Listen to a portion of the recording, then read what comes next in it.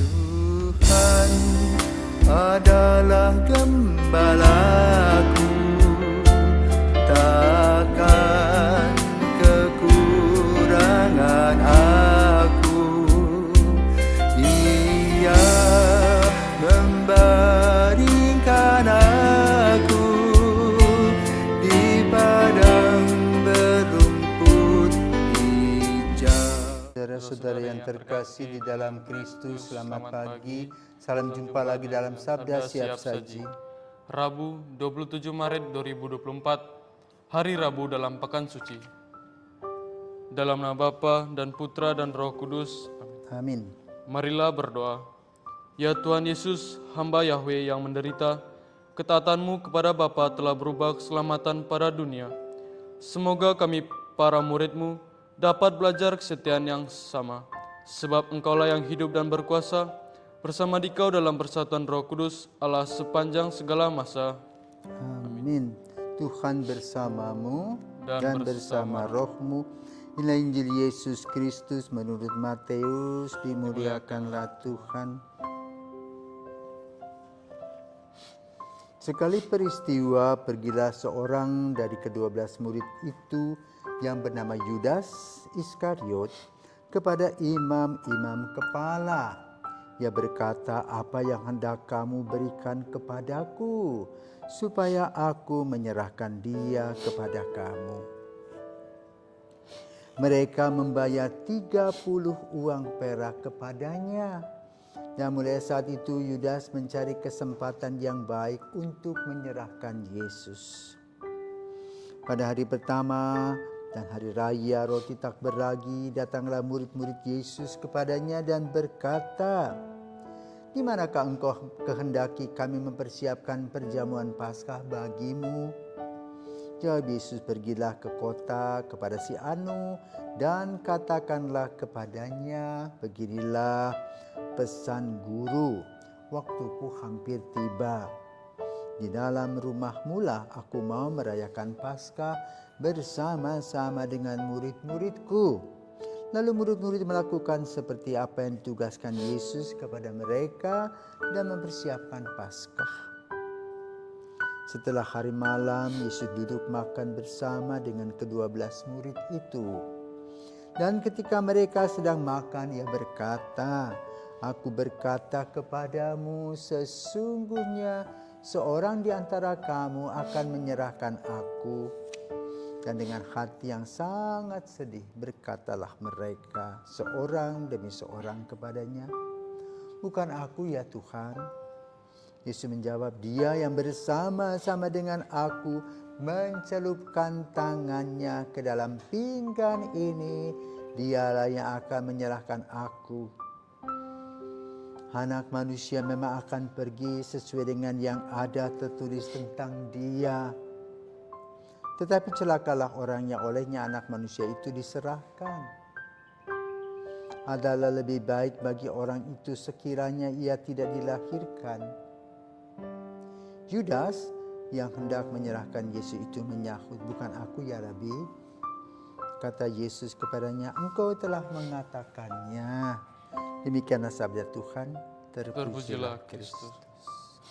Selamat pagi Romo. Selamat pagi. Hari ini kita telah mendengar di mana Yesus mengadakan perjamuan malam bersama murid-muridnya, ke-12 murid Yesus. Di sini kita mendengar peran Yudas Iskariot, bahwa tanpa Yudas Paskah tidak ada dan Yesus tidak akan dibangkitkan. Jadi pertanyaan gini Romo, apakah Yudas yang ingin menjual Yesus ini menerima tempat yang layak disediakan Allah Bapa, dan mengapa Yudas Iskariot yang dipilihnya? Kenapa bukan Petrus ataupun Yohanes? Kok tanyanya Petrus Yohanes, mengapa bukan saya gitu loh? Ya, kenapa bukan saya juga, Romo? Iya. Itu rahasia Tuhan. Ya.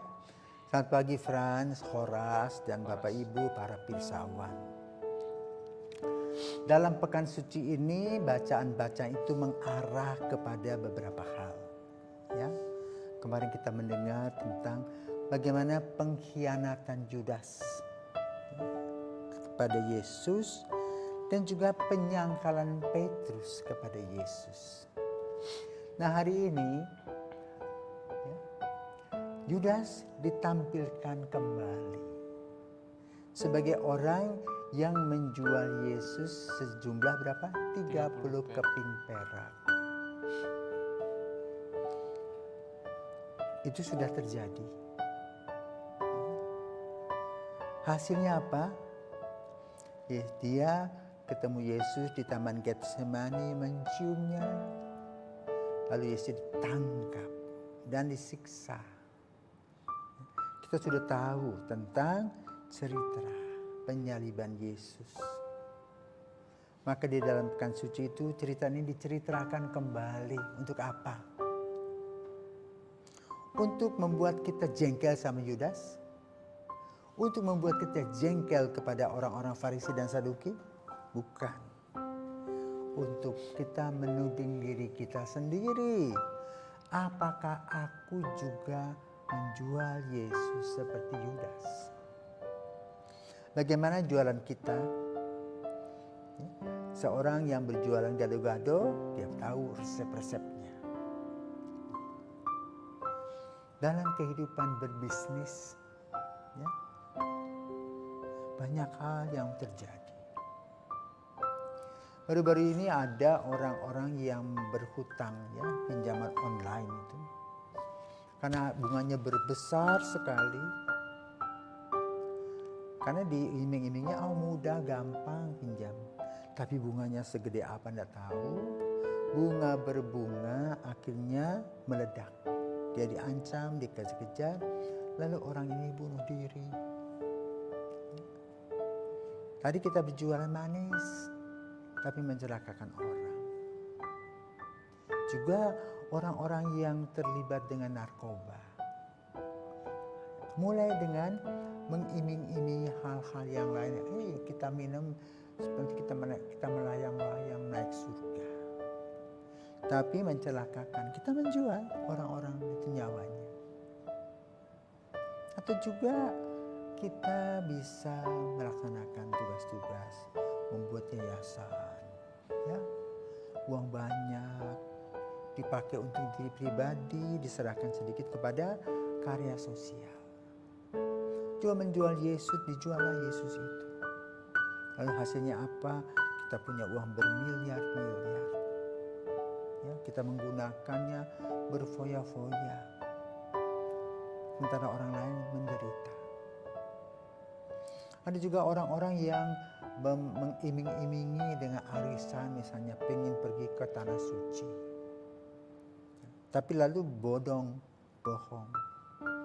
Nah, ini sebetulnya Yudas-Yudas pada zaman modern. Kenapa? Karena ketika setiap orang mempunyai kesulitan, mereka datang kepada Yesus. Dan Yesus merasa prihatin. Kenapa? Itu semua anak-anak Yesus. Sebagai seorang bapa, pasti prihatin terhadap anak-anak dan itu menjadi pikirannya. Jadi dari masa ke masa, dari waktu ke waktu, Yudas itu silih berganti cara, wajah, dan segala macamnya. Maka kita harus waspada, khususnya pada diri kita sendiri. Jangan kita menjadi penipu-penipu ulung. Karena itu di sekolah, jangan lupa, kalau orang biasa nyontek, biasa dari kecil toh mencuri hak orang, sampai tua ya, itu anggap wajar dan biasa. Ya.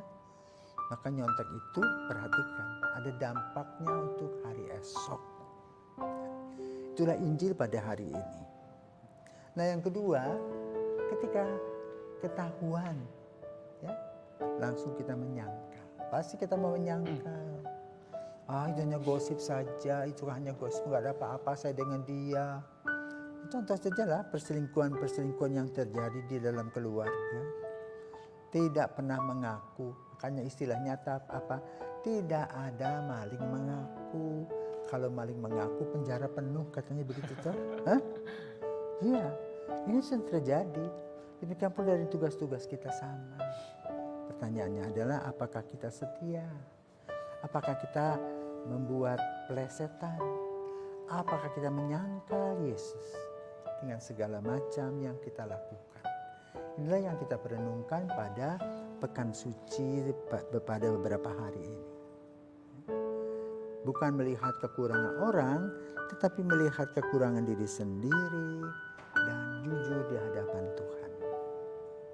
Inilah yang paling utama dan penting dari bacaan-bacaan yang kita dengar pada hari ini.